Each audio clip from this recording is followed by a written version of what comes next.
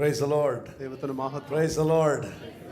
Such a joy to be here this morning. In Jesus' mighty name, I greet every one of you. ഈ പ്രഭാതത്തിൽ ഇവിടെ ആയിരിക്കുവാൻ കഴിഞ്ഞതിൽ വളരെ സന്തോഷമുണ്ട്. എല്ലാവരെയും ക്രിസ്തുവിന്റെ നാമത്തിൽ ഞാൻ സ്നേഹവന്ദനം ചെയ്യുന്നു. And such a joy to see all of you rejoicing in the Lord, worshiping the Lord such a wonderful way today. ക്രിസ്തുവിൽ നിങ്ങൾ സന്തോഷിക്കുന്നതും നിങ്ങൾ യേശുവിൽ ആരാധിക്കുന്നതും കാണുവാൻ എല്ലാം വളരെ സന്തോഷമുണ്ട്. And I bring you greetings from the church in Dubai and from Pastor Hannah and the rest of the family there. എൻ്റെ കുടുംബത്തിൽ നിന്നും പാസ്റ്റർ ഹാന ദുബായ് ചർച്ചിൽ നിന്നും എല്ലാം ഞാൻ സ്നേഹവന്ദനം നിങ്ങളെ അറിയിക്കുന്നു. We have mixed emotions. When we are there we want to be here, and when we are here we want to be there. ഞങ്ങൾക്ക് സമ്മിശ്രമായിട്ടുള്ള വികാരങ്ങളാണുള്ളത്. ഇവിടെ ആയിരിക്കുമ്പോൾ അവിടെ ആയിരിക്കണമെന്നും അവിടെ ആയിരിക്കുമ്പോൾ ഇവിടെ ആയിരിക്കണം എന്നുള്ള രീതിയിൽ ചിന്തിക്കുന്നു പലപ്പോഴും. But I've realized over the years what is so important is just people that you care about and people that care about you, and that's what the gospel is all about. God loves us and God loves God's people and wants us to love back. എന്നാൽ ഞാൻ ഈ കാലത്തിലെല്ലാം മനസ്സിലാക്കുന്ന ഒരു കാര്യം, നാം കരുതുന്ന വ്യക്തികളെ സ്നേഹിക്കുക എന്നുള്ളതും അതോടൊപ്പം തന്നെ ഈ സുവിശേഷത്തിൽ മനസ്സിലാക്കുന്നത് ദൈവം വ്യക്തികളെ സ്നേഹിക്കുന്നു എന്നുള്ളതും ദൈവം നമ്മെ സ്നേഹിക്കുന്നു എന്നുള്ളതല്ല. Amen. Amen. So let's look to God's word. I have a very important scripture the Lord's put on my heart today. Let's look to 2 Corinthians chapter 8 and verse 9, and I want to begin with this. 2 കൊരിന്ത്യർ 8-ാം അധ്യായത്തിൻ്റെതായിട്ടുള്ള 9-ാമത്തെ വാക്യത്തിൽ നിന്ന് ആരംഭിക്കാൻ താല്പര്യപ്പെടുന്നു. നമുക്ക് ദൈവവചനം നമുക്ക് ശ്രദ്ധിക്കാം. The Bible says, "For you know the grace of the Lord Jesus Christ, that though he was rich, yet for your sake he became poor, so that through his poverty you might become rich." നമ്മുടെ കർത്താവായ യേശുക്രിസ്തു സമ്പന്നനായിരുന്നിട്ടും അവന്റെ ദാരിദ്ര്യത്താൽ നിങ്ങൾ സമ്പന്നരാകേണ്ടതിന് നിങ്ങൾ നിമിത്തം ദരിദ്രനായി തീർന്ന കൃപ നിങ്ങൾ അറിയുന്നുവല്ലോ. I've heard many interpretations of this scripture. ഇതിനെക്കുറിച്ച് വ്യത്യസ്തമായിട്ടുള്ള വ്യാഖ്യാനങ്ങൾ ഞാൻ കേട്ടിരിക്കുന്നു. We can read this scripture based on what the desire of our heart is many times. പല സമയത്തും നമ്മുടെ ഹൃദയത്തിന്റെ ആഗ്രഹം എന്താണോ അതിനനുസരിച്ചുകൊണ്ട് നമുക്ക് വേണമെങ്കിൽ ഈ വാക്യം വ്യാഖ്യാനിക്കാം. We people preach the scripture to tell the church or tell the people God wants to financially prosper you. അപ്പോൾ ചില വ്യക്തികൾ ഇത് വായിച്ച് സഭയോട് പറയുന്നത് ഞാൻ കേട്ടിട്ടുണ്ട്, ദൈവത്തിന്റെ ആഗ്രഹം നിങ്ങൾ സാമ്പത്തികമായി അഭിവൃദ്ധിപ്പെടണം എന്നുള്ളത്. So when we read that scripture in that light, it means Jesus died on the cross so that you can get some money.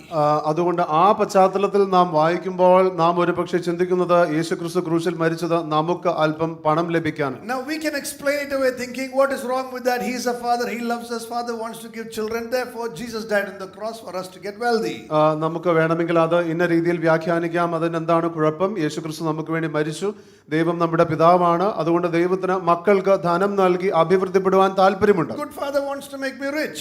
നല്ല പിതാവിന് എന്നെ സമ്പത്തിൽ നടത്തുവാൻ ആഗ്രഹമുണ്ട്. But that will depend on the condition of our heart and our faithfulness to reading the scripture for all its worth. എന്നാൽ അത് എന്ന് പറയുന്നത് നമ്മുടെ ഹൃദയത്തിന്റെ അവസ്ഥയും എപ്രകാരം നാം വചനം അതിന്റെ ശരിയായിട്ടുള്ള അർത്ഥത്തിൽ വായിക്കുന്നുവോ അതിന്റെ വിശ്വസതയും ആസ്പദമാക്കിയിരിക്കും. But the Bible also says, "For you know the grace of the Lord Jesus Christ, that though he was rich, yet he became poor, so that through his poverty we might become rich."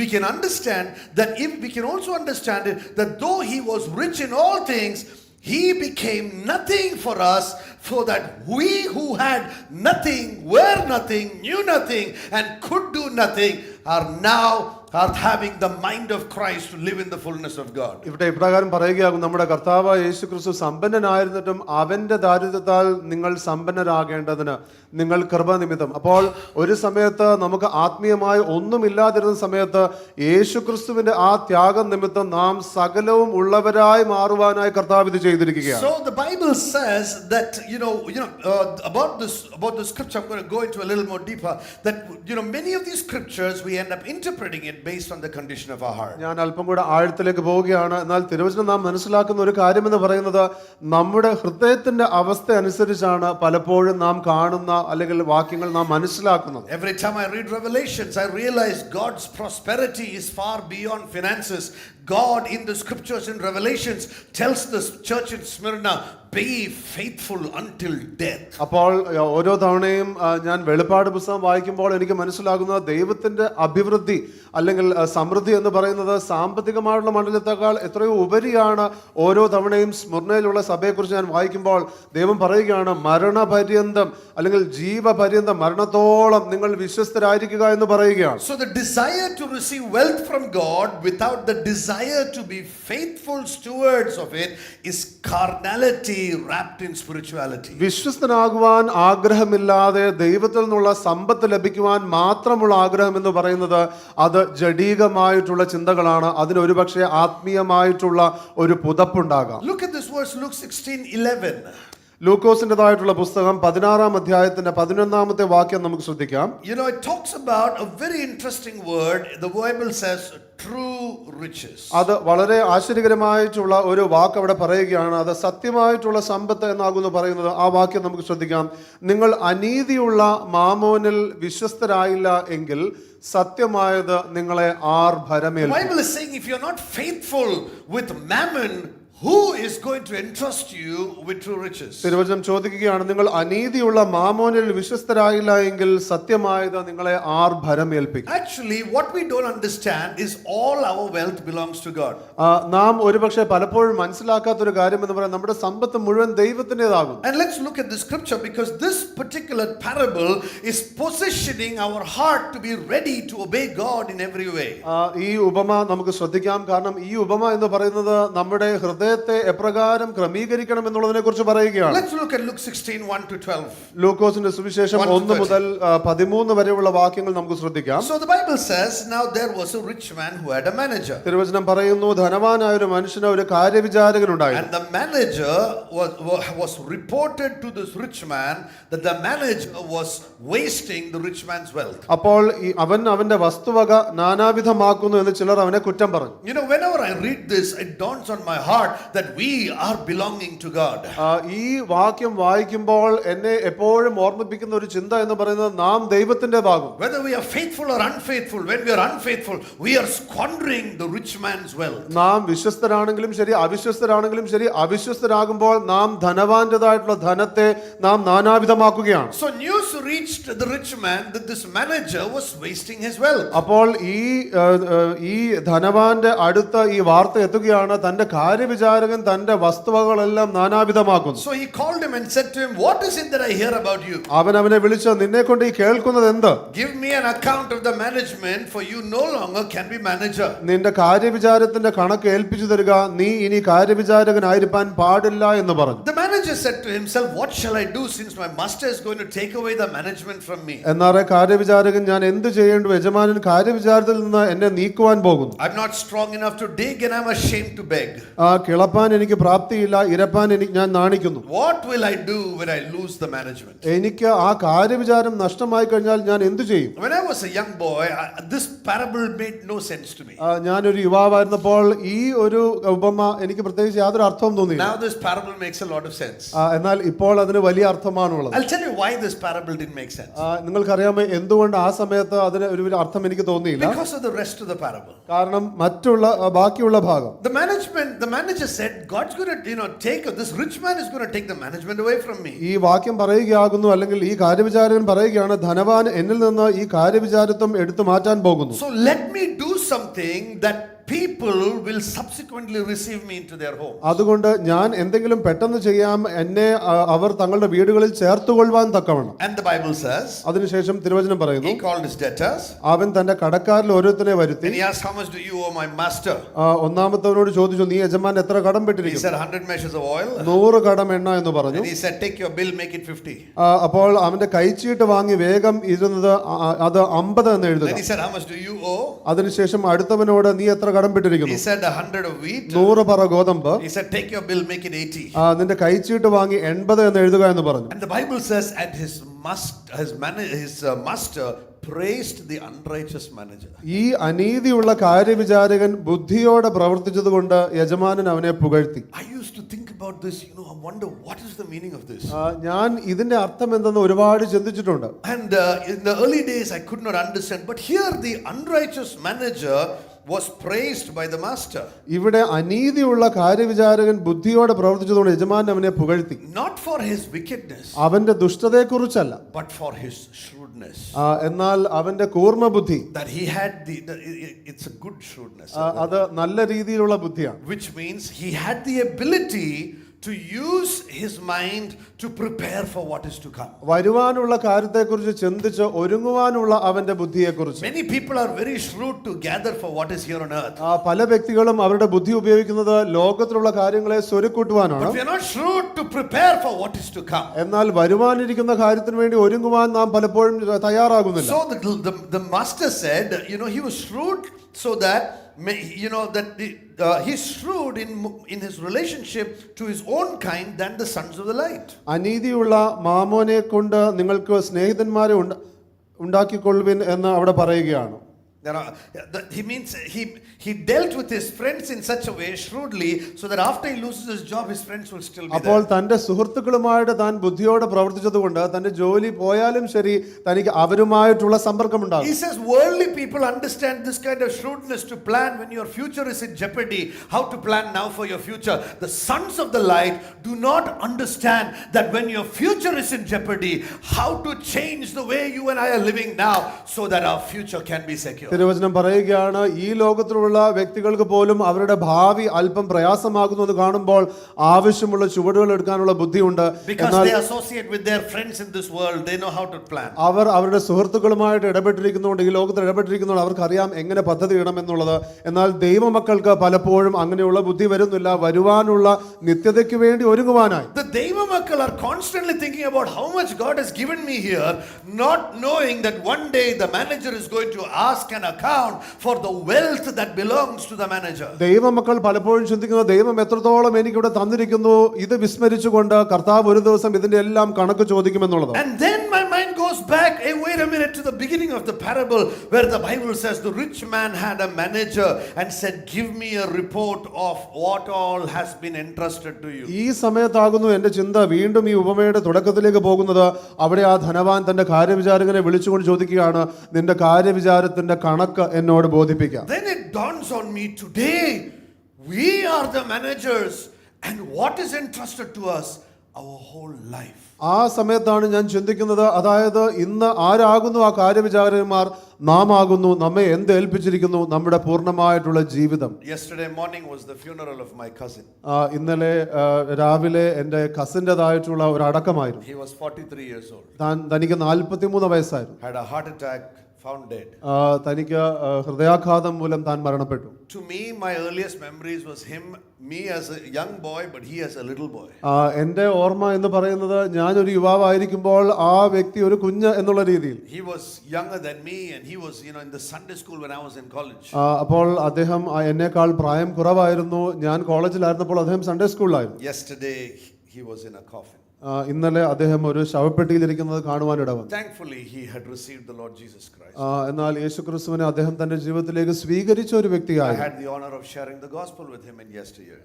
കഴിഞ്ഞ വർഷങ്ങളിൽ ദൈവത്തിന്റെ സുവിശേഷം അദ്ദേഹവുമായിട്ട് പങ്കുവെക്കുവാനായിട്ടുള്ള അവസരം ദൈവം എനിക്ക് തന്നു. But that brought the question to my mind, what will happen the day the master begins to ask for a report from us as managers? നാം ഓരോരുത്തരും ആയിരിക്കുന്ന കാര്യവിചാരന്മാരിൽ നിന്ന് ഈ യജമാനൻ അല്ലെങ്കിൽ ഈ ധനവാൻ ആ കണക്ക് ചോദിക്കുമ്പോൾ ആ ദിവസം എങ്ങനെയിരിക്കും? What will happen if we die today? നാം ഇന്ന് മരണപ്പെട്ടാൽ എന്ത് സംഭവിക്കും? The master asked for a report of how he managed everything under his care. തന്റെ പരിപാലനത്തിനായി നൽകിയ എല്ലാ കാര്യങ്ങളും താൻ എങ്ങനെ കാര്യവിചാരകത്വം ചെയ്തു എന്നുള്ളതിന്റെ കണക്ക് ഈ ധനവാൻ അല്ലെങ്കിൽ യജമാൻ ചോദിക്കുകയാണ്. And this parable Jesus is saying the worldly people are more shrewd than the sons of the light. ഈ ഉപമയിൽ കർത്താവ് പറയുകയാണ്, ലോകത്തിൻ്റെതായിട്ടുള്ള മക്കൾ വെളിച്ച മക്കളെക്കാൾ ബുദ്ധിയോടെ പ്രവർത്തിക്കുന്നു. Because the people of the world കിട്ടുമ്പം they are excited, പോകാൻ തുടങ്ങുമ്പോൾ അവർക്ക് വിവരമുണ്ട് ഇത് കയ്യിൽ നിന്ന് പോകുന്ന ലക്ഷണമാണെന്ന്. They know that. ഈ ലോകത്തിൻ്റെതായിട്ടുള്ള മക്കളെ സംബന്ധിച്ച് അവർക്ക് കിട്ടുമ്പോഴും അതിനുശേഷം പോകുമ്പോഴും അവർക്ക് അതിനെ മനസ്സിലാക്കാൻ കഴിയും. But the sons of the light കിട്ടിയത് വെച്ചുകൊണ്ട് സന്തോഷിക്കുക, ചോർന്നു പോകുന്നത് അറിയുന്നില്ല. എന്നാൽ ദൈവമക്കളെ സംബന്ധിച്ച് കിട്ടുന്നതിൽ സന്തോഷിക്കുമ്പോഴും അത് നഷ്ടമാകുമ്പോൾ അവർക്കത് മനസ്സിലാകുന്നില്ല. The Bible is saying we are not shrewd about what we are squandering. തിരുവചനം പറയുന്നു, നാം എങ്ങനെ ധൂർത്തടിക്കുന്നു എന്നുള്ളതിനെ കുറിച്ച് നാം അറിവുള്ളവരല്ല എന്ന് പറയുകയാണ്. Thinking that this master's job is going to be there and this wealth which is our life, is going to be with us forever. അപ്പോൾ ഈ യജമാനന്റേതായിട്ടുള്ള ഉത്തരവാദിത്തമാകുന്നു കണക്ക് ചോദിക്കുക എന്നുള്ളതും, എന്നാൽ നമുക്ക് തന്നിരിക്കുന്ന ധനം, ശരിയായിട്ടുള്ള സമ്പത്ത് എന്ന് പറയുന്നത് നമ്മുടെ ജീവിതമാണെന്നും ഇവിടെ പറയുക. We will stand alone before him and give an account for our life. നാം ഒറ്റയ്ക്ക് നിന്ന് നമ്മുടെ ജീവിതത്തെ സംബന്ധിച്ചുള്ള ആ കണക്ക് ഏൽപ്പിക്കേണ്ടി വരും. This is when the Bible says the one who is faithful in very little is also faithful over much. ഇത് ആകുന്നു, ഇതിനെക്കുറിച്ചാകുന്നു തിരുവചനം പറയുന്നത്, അല്പത്തിൽ വിശ്വസ്തൻ അധികത്തിൻ്റെതായിട്ടുള്ള ചുമതലക്കാരനാകും. And the one who is faithful in the one who is dishonest in very little is dishonest in much. അത്യല്പത്തിൽ നീതി കെട്ടവൻ അധികത്തിലും നീതി കെട്ടവൻ. Then the Bible says the one who has been unfaithful in worldly wealth, who is going to entrust you with their true riches? അതിനുശേഷം 11-ാമത്തെ വാക്യത്തിൽ പറയുകയാണ്, നിങ്ങൾ അനീതിയുള്ള മാമോനിൽ വിശ്വസ്തരായില്ല എങ്കിൽ സത്യമായത് നിങ്ങളെ R ഭരമേൽപ്പിക്കും. God's test of our reward in heaven somehow is connected to the management of this body, this money, this life we have here given to us. സ്വർഗീയമായിട്ടുള്ള നമ്മുടേതായിട്ടുള്ള ധനം, അത് ദൈവം ബന്ധിപ്പിച്ചിരിക്കുന്നത് ഏതൊക്കെയോ അർത്ഥത്തിൽ, ഏതൊക്കെയോ രീതിയിൽ ദൈവം ബന്ധിപ്പിച്ചിരിക്കുന്നത് നമ്മുടെ ഈ ജീവിതം, നമ്മുടെ ഈ ശരീരം, ദൈവം നമുക്ക് ഈ ഭൂമിയിൽ തന്നിരിക്കുന്ന വസ്തുവകകൾ, അതിനെയെല്ലാം നാം ദൈവികമായി എങ്ങനെ പരിപാലിക്കുന്നു എന്നതിനെ ആസ്പദമാക്കിയാണ്. What we did with our time, നമ്മുടെ സമയം കൊണ്ട് നാം എന്ത് ചെയ്തു, what we did with the ministry entrusted to us, നമുക്ക് ദൈവം ഏൽപ്പിച്ച ശുശ്രൂഷയെ സംബന്ധിച്ച് നാം എന്ത് ചെയ്തു, how we managed the wealth given to us. നമുക്ക് ലഭിച്ച സമ്പത്ത് നാം എങ്ങനെ പരിപാലിച്ചു. And then the Bible says, if you have not been faithful in the use of that which is another's. അപ്പോൾ മറ്റുള്ളവരുടേതായിട്ടുള്ള ആ കാര്യത്തിൽ, ആ വസ്തുക്കളിൽ നിങ്ങൾ വിശ്വസ്തരായില്ല എങ്കിൽ, it dawns on me that this breath I'm taking right now is not mine. ഇത് എന്നെ ഓർമ്മിപ്പിക്കുന്ന ഒരു കാര്യം, ഞാൻ ഇപ്പോൾ എടുക്കുന്ന ഈ ശ്വാസം പോലും അത് എന്റേതല്ല. You know, the wallet you have brought to church, or the purse you put your money in, that money in there is not yours, it is another's. ഇത് നിങ്ങൾക്കറിയാമോ, നിങ്ങളുടേതായിട്ടുള്ള ആ പേഴ്സ്, പണം കൊണ്ടുവന്നിരിക്കുന്ന ആ സഞ്ചി, അതിലുള്ള പണമൊന്നും നിങ്ങളുടേതല്ല, മറ്റാരുടേതാണ്. And the Bible says, if we are not faithful with this body, with our family, with whatever wealth God has given us, who is going to entrust us with the true riches? അപ്പോൾ നമ്മുടെ ശരീരം, നമ്മുടെ ജീവിതം, നമ്മുടെ പണം, നമ്മുടെ കുടുംബം, ഈ കാര്യങ്ങളെ സംബന്ധിച്ചൊന്നും നാം വിശ്വസ്തരല്ല എങ്കിൽ ആർ നിങ്ങളെ സത്യമായിട്ടുള്ള സമ്പത്ത് കൊണ്ട് ഭരമേൽപ്പിക്കും? The true riches. സത്യമായിട്ടുള്ള ആ സമ്പത്ത് കൊണ്ട്. That's right. Who is going to entrust you with satyamaitulla aa sambathu? Oh, that opens up a new portal in our lives. അപ്പോൾ സത്യമായിട്ടുള്ള ആ ഒരേ ഒരു സമ്പത്ത് എന്ന് പറയുന്നതിനെ കുറിച്ച് ചിന്തിക്കുമ്പോൾ അത് പുതിയ ഒരു കാര്യത്തിലേക്ക് നമ്മളെ നയിക്കുകയാണ്. Then the Bible says no man can serve two masters. അതിനുശേഷം തിരുവചനം പറയുകയാണ്, രണ്ട് യജമാനെ സേവിപ്പാൻ ഒരു ഭൃത്യനും കഴിയുകയില്ല. You will love the one and hate the other. You will be devoted to one and despise the other. അവൻ ഒരുവനെ പകച്ച് മറ്റവനെ സ്നേഹിക്കും, അല്ലെങ്കിൽ ഒരുത്തനോട് പറ്റിച്ചേർന്ന് മറ്റവനെ നിരസിക്കും. It has two meanings. അതിന് രണ്ടർത്ഥമുണ്ട്. You cannot serve mammon and God.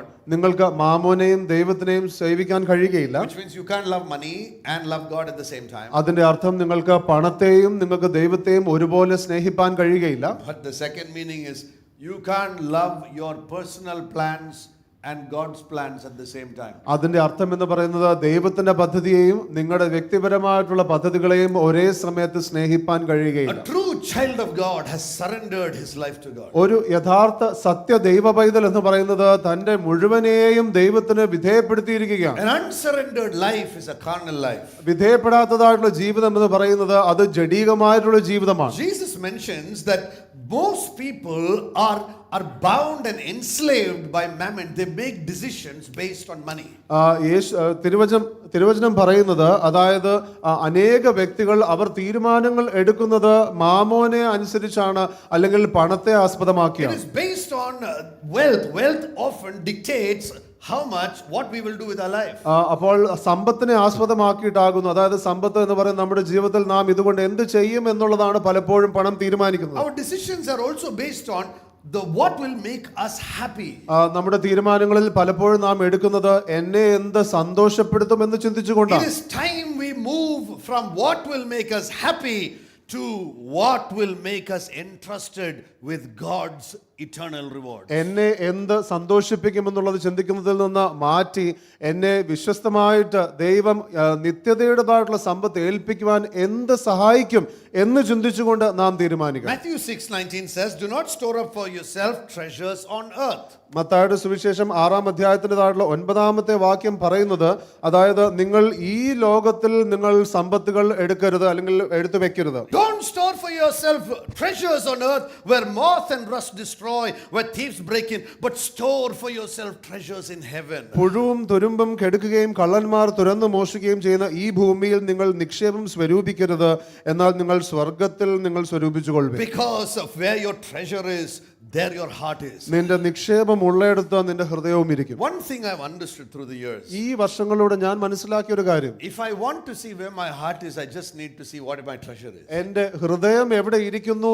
എന്ന് എനിക്ക് മനസ്സിലാകണമെങ്കിൽ എന്റെ നിക്ഷേപം എന്തെന്ന് മനസ്സിലാക്കിയാൽ മതി. The Lord tests our heart. ദൈവം നമ്മുടെ ഹൃദയത്തെ ശോധന ചെയ്യും. Years ago I was going to go to North India as a missionary. വർഷങ്ങൾക്ക് മുമ്പാകെ ഞാൻ ഉത്തരേന്ത്യയിലേക്ക് ഒരു മിഷണറി ആയിട്ട് പോകാൻ ഒരുങ്ങുമ്പോൾ I didn't have much money in my hand. എനിക്ക് എന്റെ കയ്യിൽ അധികം പണമില്ല. I think if I remember correctly, I had around 12,000 rupees in my hand. വ്യക്തമായി ഓർക്കുകയാണെങ്കിൽ എനിക്ക് ഏകദേശം 12,000 രൂപയോളം ഉണ്ടായിരുന്നു. I told my family I would not take money from them because I wanted to trust God to give provision. ഞാൻ എന്റെ കുടുംബത്തോട് പറഞ്ഞു, ഞാൻ നിങ്ങളിൽ നിന്ന് പണം എടുക്കുകയില്ല, കാരണം ദൈവം എനിക്ക് കരുതും എന്നുള്ള കാര്യത്തിൽ ഞാൻ വിശ്വസിക്കുവാൻ I ആഗ്രഹിക്കുന്നു. didn't want to tell people to say also I'm depending on Gulf parents' money. അതോടൊപ്പം തന്നെ ഞാൻ വ്യക്തികൾ എന്നെ കുറിച്ച് ഇങ്ങനെ പറയണമെന്ന് ആഗ്രഹിച്ചില്ല, അതായത് ഗൾഫിലുള്ള മാതാപിതാക്കളിലാണ് അവൻ ആശ്രയിക്കുന്നത് എന്നുള്ളത്. I left home with 470 something rupees in my hand. 485 രൂപയോളം കൊണ്ട് ഞാൻ വീട്ടിൽ നിന്ന് ഇറങ്ങുകയാണ്. And when I was going, I had around 12,000. I was going to North India.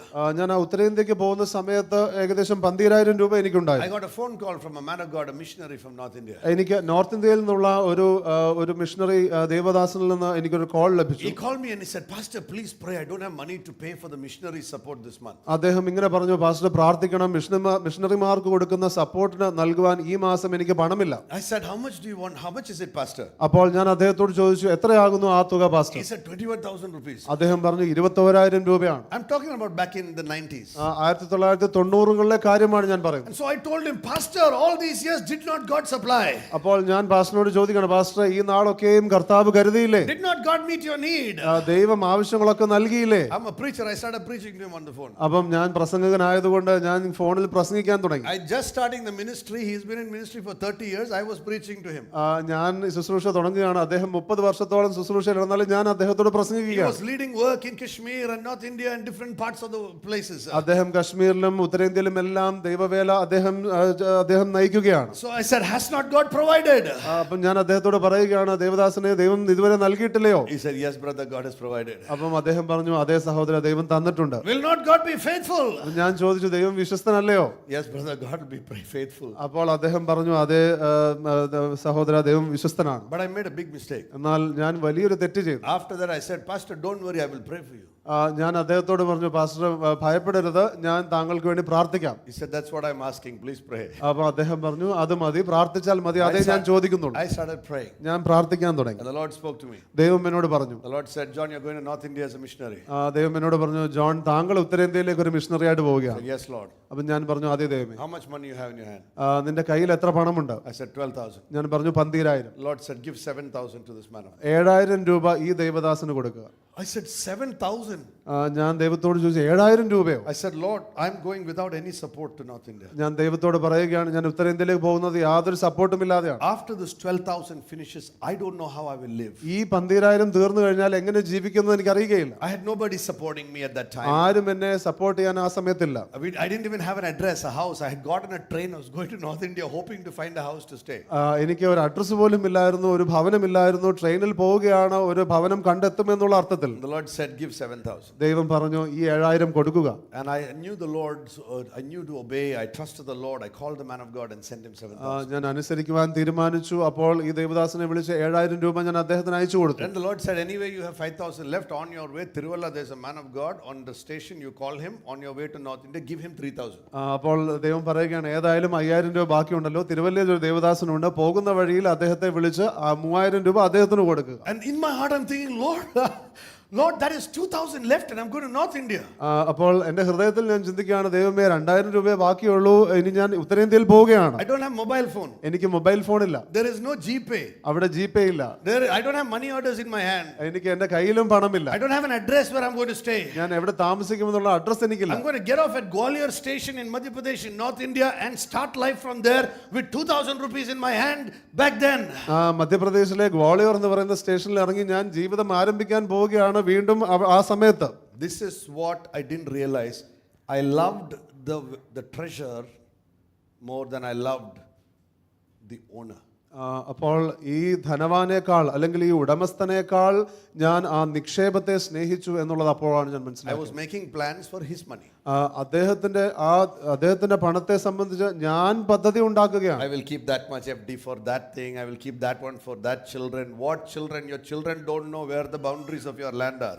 അപ്പോൾ ഞാൻ ആ സ്ഥിര നിക്ഷേപം ഇടും, എന്റെ കുഞ്ഞുങ്ങൾക്ക് വേണ്ടി ഇത് ഇടും. കുഞ്ഞുങ്ങൾക്ക് എന്തൊക്കെയുണ്ട് നിങ്ങൾക്ക് അതിനൊന്നും കുഞ്ഞുങ്ങൾക്ക് അറിയുകയില്ല. Because we sorted when we don't obey God, we don't know when we see treasure, we don't know which one is treasure.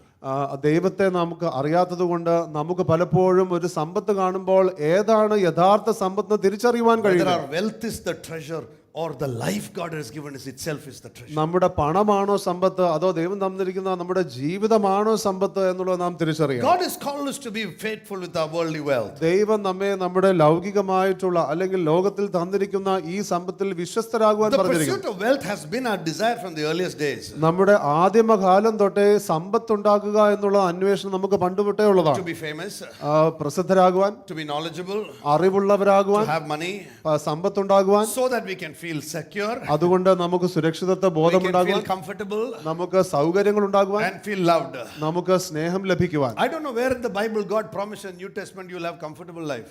തിരുവചനത്തിൽ പുതിയ ഉടമ്പടിയിൽ എവിടെയാണ് ദൈവം ഇങ്ങനെ പറഞ്ഞിരിക്കുന്നതെന്ന് അറിയുകയില്ല, നിങ്ങൾക്ക് സൗകര്യമുള്ള ഒരു ജീവിതം ഉണ്ടാകും. Because my Bible says in this world you will have trouble. കാരണം തിരുവചനത്തിൽ ഞാൻ വായിക്കുന്ന ബൈബിൾ പറയുന്നത് നിങ്ങൾക്ക് ഈ ലോകത്തിൽ കഷ്ടതയുണ്ട്. He may give some comfortable life and he may give others the commandment, be faithful till death.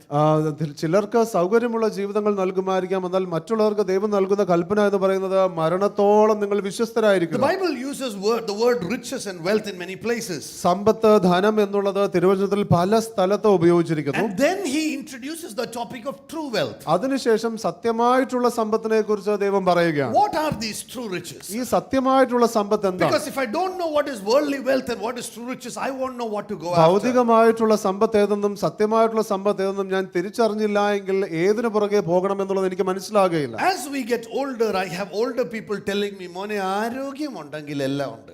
എന്നാൽ നാം പ്രായത്തിലേക്ക് വളരുമ്പോഴത്തേക്കും പ്രായമുള്ളവർ ഇങ്ങനെ പറയുന്നത് കേട്ടിട്ടുണ്ട്, ആരോഗ്യമുണ്ടെങ്കിൽ എല്ലാം ഉണ്ട്. You know, but before they were saying പൈസ ഇല്ലെങ്കിൽ ഒന്നുമില്ല.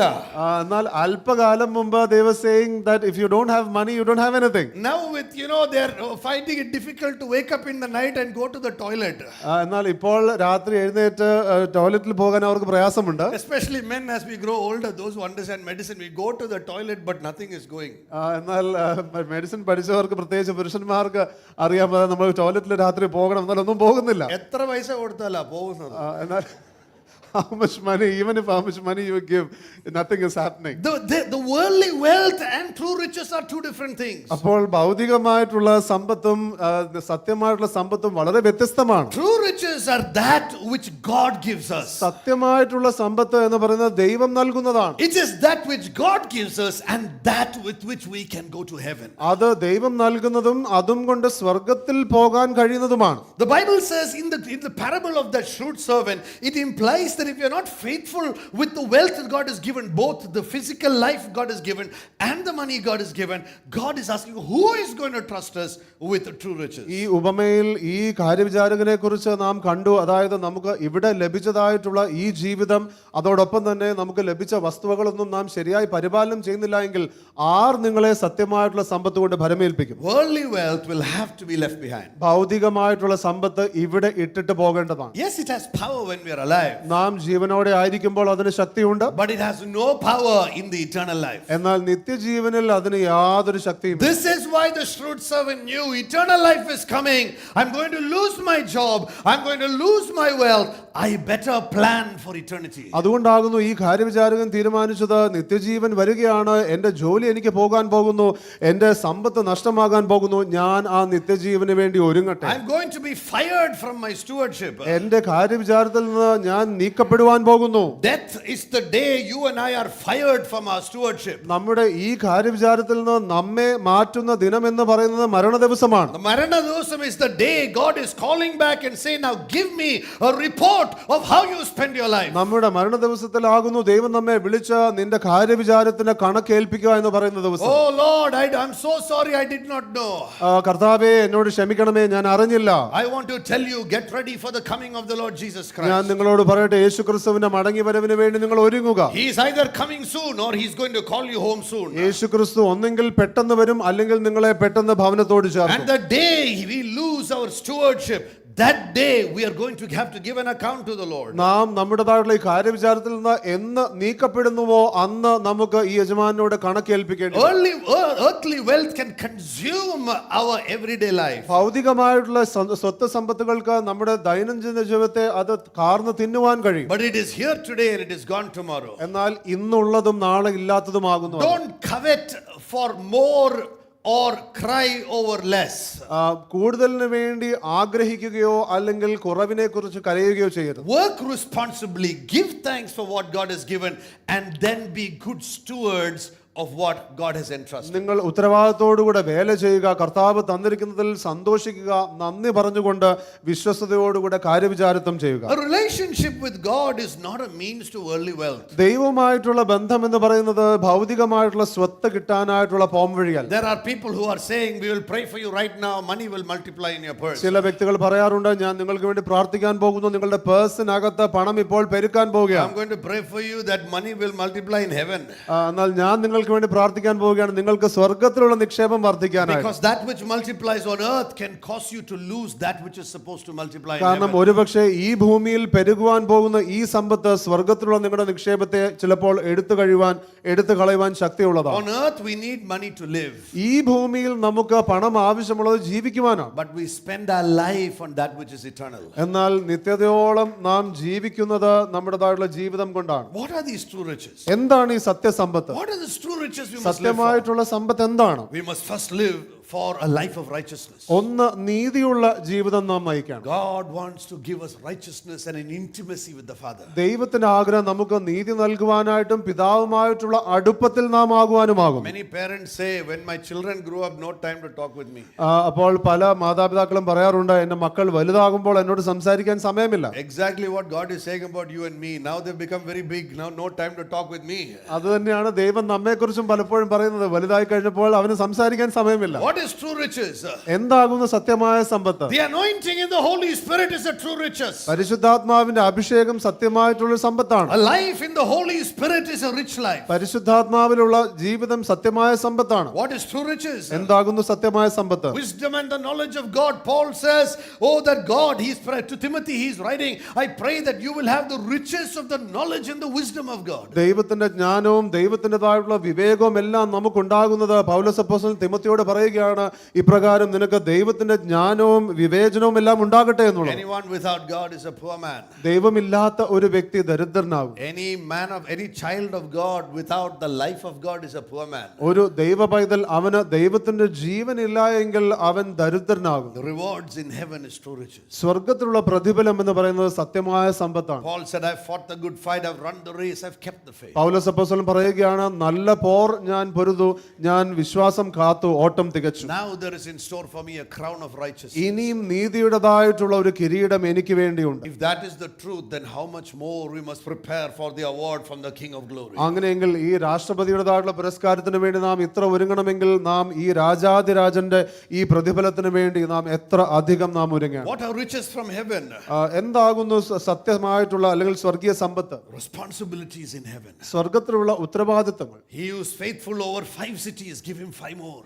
5 പട്ടണങ്ങളുടെ മേൽ ഉത്തരവാദിത്തമുള്ളവൻ അല്ലെങ്കിൽ വിശ്വസ്തനായിരിക്കുന്നവന് 5 കൂടെ നൽകുക. He was faithful over 2 cities, give him 2 more. അവൻ 2 പട്ടണങ്ങളുടെ മേൽ വിശ്വസ്തനായിരുന്നു, അവന് 2 കൂടെ ചേർക്കുക. He who is faithful over the Lord's work on earth, God is gloriously going to give you responsibilities in his kingdom. ദൈവവേലയിൽ ഈ ഭൂമിയിൽ വിശ്വസ്തരായിരിക്കുന്നവർക്ക് ദൈവം വിശ്വസ്തയോടെ നിത്യതയിലും സ്വർഗ്ഗത്തിലും അങ്ങനെയുള്ള ഉത്തരവാദിത്തങ്ങൾ നൽകും. What is true riches? എന്താകുന്നു സത്യമായ സമ്പത്ത്? The kingdom of God. ദൈവരാജ്യം, Life in the kingdom. ദൈവരാജ്യത്തിലുള്ള ജീവിതം. The Bible says, live such a life that you and I are worthy of the kingdom. തിരുവചനം പറയുകയാകുന്നു, ഞാനും നിങ്ങളും ദൈവരാജ്യത്തിന് യോഗ്യമാവണ്ണം ഈ ഭൂമിയിൽ ജീവിക്കണം. What is true riches? എന്താകുന്നു സത്യമായ സമ്പത്ത്? The children of God that lived faithfully with the call of God with their lives on earth, the Bible says, will be rulers in the kingdom of heaven. ദൈവമക്കൾ അവർ ദൈവത്തോടുകൂടെ വിശ്വസ്തയോടെ ഈ ലോകത്തിൽ ജീവിച്ചവർ അവർ നിത്യതയിൽ ദൈവത്തിന്റെ കൂടെ വാഴുമെന്ന് പറയുക. Many want to be rulers here on earth. അനേകർക്ക് ഈ ഭൂമിയിൽ ഇവിടെ വാഴുവാൻ ആഗ്രഹമാണ്. They want to be senior pastor. അവർക്ക് ഇവിടെ സീനിയർ പാസ്റ്റർ ആകാൻ, They want to be senior rich person. അവർക്ക് മുതിർന്ന റിച്ച് അല്ലെങ്കിൽ ധനവാന്മാരാകുവാൻ They want to ഇഷ്ടമാണ്. be senior politician. അവർക്ക് മുതിർന്ന രാഷ്ട്രീയ പ്രവർത്തകരാകാൻ ഇഷ്ടം. God is saying, live such a life that we will have a rulership in heaven. എന്നാൽ ദൈവം പറയുകയാണ്, സ്വർഗ്ഗത്തിൽ വാഴുവാൻ തക്കവണ്ണമുള്ള ഒരു ജീവിതം നിങ്ങൾ ഇവിടെ ജീവിക്കുക. Because true riches money cannot buy. കാരണം ശരിയായിട്ടുള്ള സത്യമായിട്ടുള്ള സമ്പത്ത് പണത്തിന് മേടിക്കുവാൻ It is കഴിയുകയില്ല. a divine revelation from God how to live our life for true riches. സത്യമായിട്ടുള്ള സമ്പത്തിന് വേണ്ടി എങ്ങനെ ജീവിക്കണം എന്നുള്ളത് ദൈവികമായിട്ടുള്ളൊരു വെളിപ്പാടാണ്. It is a generational blessing that comes from the godly to the godly. അത് ദൈവികരിൽ നിന്ന് ദൈവികരിലേക്ക് പകർന്നു പോകുന്ന തലമുറകളോളമുള്ള ദൈവത്തിന്റെ ഒരു നൽകലാണ്. True riches are something nobody can take away from you. സത്യസമ്പത്ത് എന്ന് പറയുന്നത് മറ്റാർക്കും നിങ്ങളിൽ നിന്ന് എടുത്തു മാറ്റുവാൻ കഴിയുകയില്ല. Nobody cares when you and I die how much money we have. നിങ്ങൾക്ക് എത്ര പണമുണ്ട് എന്നുള്ളത് ഞാനും നിങ്ങളും മരിച്ചു കഴിഞ്ഞാൽ ആരും കണക്കാക്കുന്നില്ല. They only care how much someone else took. ആരെല്ലാം ആരോ എത്ര കൊണ്ടുപോയെന്നുള്ളതാണ്. ആരെത്ര കൊണ്ടുപോയി എന്നുള്ളതാണ് അവർ They നോക്കുന്നത്. don't care how much you had when you died. നിങ്ങൾ മരിച്ചപ്പോൾ നിങ്ങൾക്ക് എത്ര ഉണ്ടായിരുന്നു ആരും നോക്കുന്നില്ല. True riches, I want you to know, let's go after it. സത്യസമ്പത്ത് നമുക്ക് അതിന് പുറകെ If പോകാം. so, I want to know how to get this true. അങ്ങനെയെങ്കിൽ എങ്ങനെ ഈ സത്യസമ്പത്ത് ലഭിക്കണമെന്ന് നാം മനസ്സിലാക്കണം. Firstly, seek first the kingdom and his righteousness. ഏറ്റവും ആദ്യമായിട്ട് മുൻപേ ദൈവത്തിന്റെ രാജ്യവും നീതിയും അന്വേഷിക്കുക. ആദ്യം അവന്റെ രാജ്യവും അവന്റെ നീതിയും അന്വേഷിപ്പീൻ, ബാക്കി സകലതും അതിനോട് കൂടെ. Hallelujah. All the others shall be added unto you. Seek first the kingdom and his righteousness. മുൻപേ ദൈവത്തിന്റെ രാജ്യവും ദൈവത്തിന്റെ നീതിയും അന്വേഷിപ്പിൻ. That is what God Jesus said in Matthew 6. Why are you worried about what you will wear, what you will eat, what? He said, don't. Even the Gentiles, they are worried about all this. Seek first the kingdom and his righteousness. അതുകൊണ്ടാകുന്നു മത്തായിയുടെ സുവിശേഷം 6-ാം അധ്യായത്തിൽ തിരുവചനം ഇങ്ങനെ പറയുന്നത്, നിങ്ങൾ എന്ത് ഭക്ഷിക്കും, നിങ്ങൾ എന്ത് ഉടുക്കുമെന്ന് നിങ്ങൾ ആലോചിച്ച് വിചാരപ്പെടരുത്.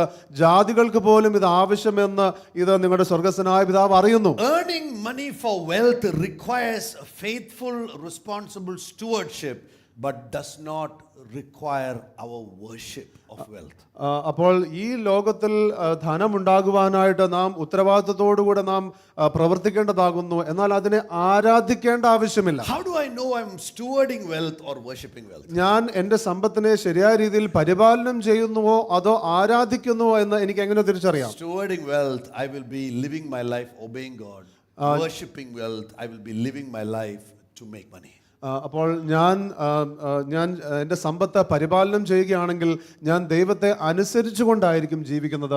എന്നാൽ ഞാൻ ഇപ്രകാരം ആരാധിക്കുകയാണെങ്കിൽ ഞാൻ എങ്ങനെയെങ്കിലും പണം വർദ്ധിപ്പിക്കുവാൻ വേണ്ടിയായിരിക്കും ജീവിക്കുന്നത്. How do I make true riches? എങ്ങനെ എനിക്ക് സത്യമായിട്ടുള്ള സമ്പത്തുണ്ടാകും? I have to renew my mind. എൻ്റെ മനസ്സിനെ ഞാൻ പുതുക്കണം. I have to read the Bible. എനിക്ക് തിരുവചനം ഞാൻ I വായിക്കണം. have to start understanding what is the truth in the Bible. എന്താകുന്നു തിരുവചനത്തിലെ സത്യമെന്ന് ഞാൻ മനസ്സിലാക്കണം. I want to exchange my fears for the faith in God. എൻ്റെ ഭയത്തിനെ ഞാൻ മാറ്റിവെച്ച് ദൈവത്തിലുള്ള വിശ്വാസത്തിന് ഞാൻ നൽകുവാൻ ആഗ്രഹിക്കുന്നു. I need to believe the word of God. What the Bible says is true riches. തിരുവചനം പറയുന്നത് സത്യമായിട്ടുള്ള സമ്പത്ത് എന്തെന്ന് തിരുവചനം പറയുന്നത് ഞാൻ വിശ്വസിക്കണം. I have to learn how to live by faith. എങ്ങനെ വിശ്വാസത്തിൽ ജീവിക്കണമെന്ന് ഞാൻ പഠിക്കണം. By faith, Abraham left his father's industry in the Ur of Chaldeans, went following a God he had never seen. വിശ്വാസത്താൽ അബ്രഹാം കൽദായരിലെ ഊരിൽ നിന്ന് തന്റെ പിതാവിൻ്റെതായിട്ടുള്ള ആ മണ്ഡലം വിട്ട് വരികയാണ്. And he went to a land to follow a God he had never seen. താൻ ഇതുവരെ കണ്ടിട്ടില്ലാത്ത ഒരു ദൈവത്തെ പിൻപറ്റുവാൻ താൻ വരികയാണ്. By faith Moses left being the prince of Egypt to become a shepherd so that he can become a deliverer for Israel. വിശ്വാസത്താൽ മോശ ആ കൊട്ടാരത്തിൽ നിന്ന് ഇറങ്ങി ഇസ്രായേലിന്റെ വിമോചകനാകുവാൻ വേണ്ടി ഒരു ആട്ടിടയനാകുവാൻ തീരുമാനിക്കുകയാണ്. When we follow true riches, our heart will long to do the stewardship of what God has entrusted us. നാം സത്യമായിട്ടുള്ള സമ്പത്തിനെ നാം പിൻപറ്റുമ്പോൾ നമ്മുടെ ഹൃദയത്തിൽ ദൈവം ആഗ്രഹിക്കുന്നതിനെ പരിപാലിക്കുവാൻ കാര്യവിചാരകത്വം ചെയ്യാൻ വലിയൊരു ആഗ്രഹമുണ്ടാകും. How much we have matters very little compared to how much we obey. എത്രമാത്രം നമുക്ക് കാര്യങ്ങൾ ഉണ്ടാകും എന്നുള്ളത് നാം എത്രമാത്രം അനുസരിക്കുന്നോ എന്നനുസരിച്ചിരിക്കും. How do I have true riches? Where I fix my eyes on God. എൻ്റെ കണ്ണുകളെ ഞാൻ ക്രിസ്തുവിൽ ഉറപ്പിക്കുമ്പോൾ ഞാൻ സത്യസമ്പത്തിന് പുറകെ പോകും. Remembering that the Bible says in the book of Deuteronomy, it is He who gives us the ability to make wealth. ആവർത്തന പുസ്തകത്തിൽ തിരുവചനം പറയുന്നത് നമുക്ക് ഓർക്കാം, അതായത് ധനം ആർജിക്കുവാനുള്ള കരുത്ത് യഹോവയിൽ നിന്നാകും. But today, if God asks for our life, എന്നാൽ ഇന്ന് ദൈവം നമുക്ക് വേണ്ടി നമ്മുടെ ജീവിതം ചോദിച്ചാൽ, if today God calls the manager back ദൈവം ഇന്ന് ആ കാര്യവിചാരകനെ നീക്കിയാൽ and tells you and me, give me back my wealth, which is your life.